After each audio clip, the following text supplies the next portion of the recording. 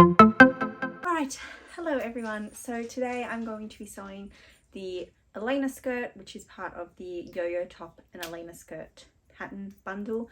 Well, it's not really bundled. I've always designed them to kind of go together because I feel like they're both really good sort of basics and something that could be worn more casually as well as to work as well. So first thing, sorry if you hear the dogs running around in the background. They're just going a little bit crazy at the moment. But yeah, I thought I would show you a few skirts that I've already made. So it is designed to be more of a winter weight skirt, so it is designed to be made in the heavier weight fabrics, and it is unlined. And the reason I've done that is just because I find personally in winter, if I'm wearing a skirt, it's going to be with tights, and I find tights plus lining plus the outer layer of skirt can often end up getting bunched up and uncomfortable. So it is pretty easy to add a lining to. I've done it a couple of times when I'm working with fabrics that might be a little bit more transparent or a little bit softer feeling, and I feel like they need that extra layer, or if it's something that I know is going to be itchy against my skin. So first one I've got here is a lovely wool blend. This is a really heavyweight wool. This one I did unlined because it is so heavy. This is honestly more of a coating weight wool, but I really loved it. And there's actually a local designer here, a local brand called Kylie, and they made a skirt in this same fabric, and I happened to find it at a fabric store, and just I love the fabric anyway, and then I saw it online, and I was like, oh my god, I've got to make a similar skirt. So that's exactly what I did, and this one I actually shortened the skirt, so it's a little bit shorter than the pattern is straight off the paper, but it is really nice for winter with some tights, really nice and cozy as well, which is kind of what I wanted. I wanted something that still looks nice and elevated in a shorter skirt, but something that's still wintry and cozy and warm despite being a short skirt. This one is another one. I cut the pattern off a little bit to make it a bit shorter. This is in a velvet with this like glitter dot. I absolutely adore this fabric. It's a fabric I used for one of my ready to wear collections when I was still doing more of those. Sorry if there's lots of odd cuts in this video. I have a little bit of a cough, so I kind of have to keep stopping to cough. But this one is lined, which is nice. I just used a poplin to line it. I don't really particularly find the need for a slippery lining, because although this is sort of a pencil skirt shape, it's a little bit straighter of a pencil skirt, so there's no kick pleat or anything. It's not super tight to your legs, so you don't need that slip of a lining. And pretty much all I do for the lining is I just cut off the top bit where the facing goes, and then I attach it just straight to the facing.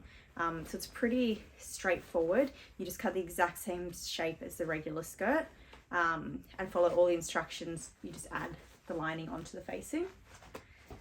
Then the next one I made out of a tweed. This is the first ever one I made of this skirt, and I made it to go really nicely back with the yo-yo top I made in a similar tweed.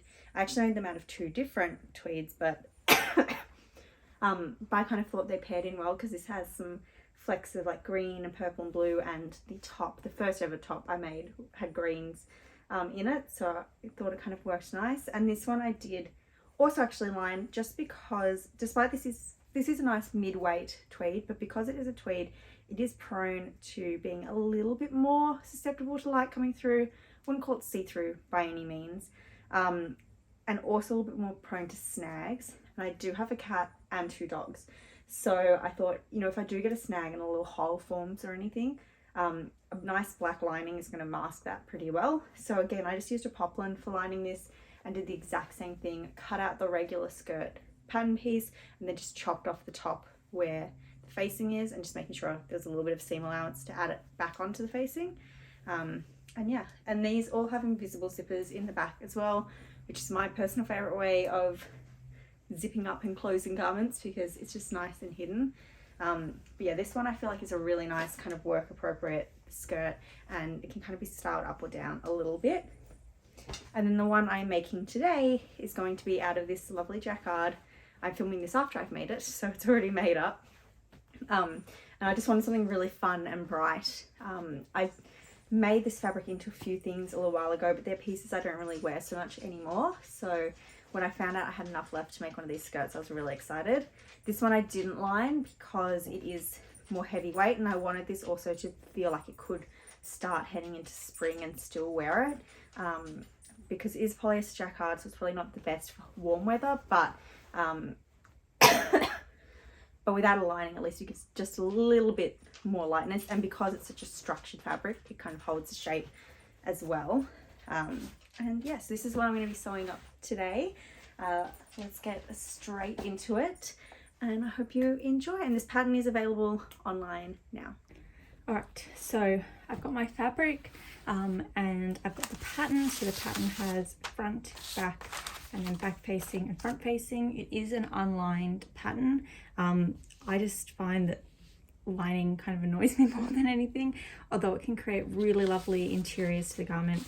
Lining can also bunch up, and I just feel like it can get uncomfortable. Maybe that's just me.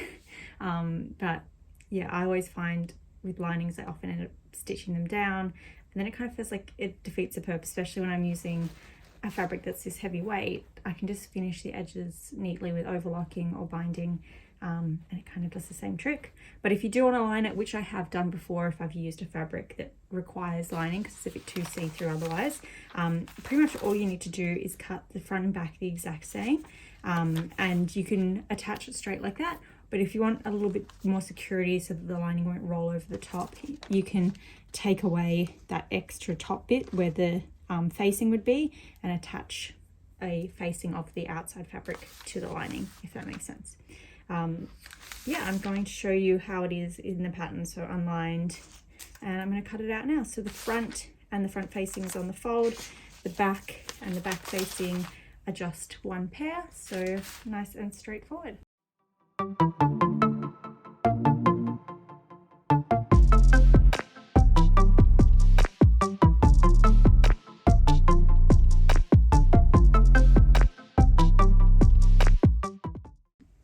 Alright, so all the pieces are cut out. I've got the front facing on the fold.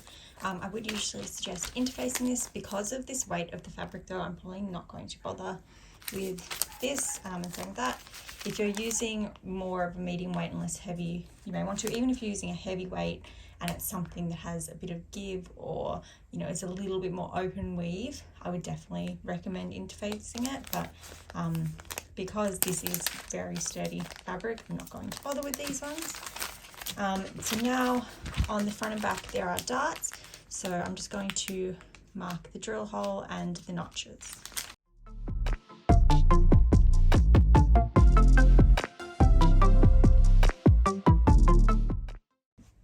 Alright, so the first step is the darts on the front and the back pieces. So I've pinned this one in place, pretty much just fold it so that the notches meet, and then we're going to stitch down to this drill hole. So when you're stitching it, I like to aim a straight line until about here, about like 1 or 2, maybe 3 max stitches from the actual end of the dart. And then for those last few, I'm just going to stitch right on the edge of the fabric. That will just create a bit more of a smoother line rather than a straight point, which is what we want. We want this to sit smooth against the body. We don't want pointy darts. And then also what I'll do is run a trail off of the stitches. Depending on your machine, this might lock the stitch enough that it's not going to come undone. If it does come undone, then just tie those tails into a knot. That's how I was taught to do it, and I find it does leave a neater point at the end, or smoother point I should say, rather than a really obvious bump. So I'm going to do that for the 4 darts, 2 on the front and then the 2 back pieces as well. Alrighty, so the darts are sewn, looking nice. I would definitely suggest pressing them now.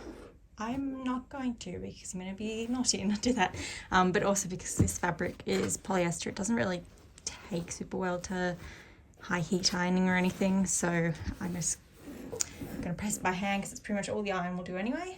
And yeah, so I'm going to press the darts all to the back, and now we will join the side seams. So I've got front piece, place back with right sides together and stitch all the way down from the top down to the bottom, that side seam, and then I will finish this with overlocking. You can finish the seams however you like, and I'm going to do the exact same with the facing, so front facing, and then I will place the back facing with the right side together and stitch down those two sides as well. Alrighty, so the side seams are all stitched up and then overlocked.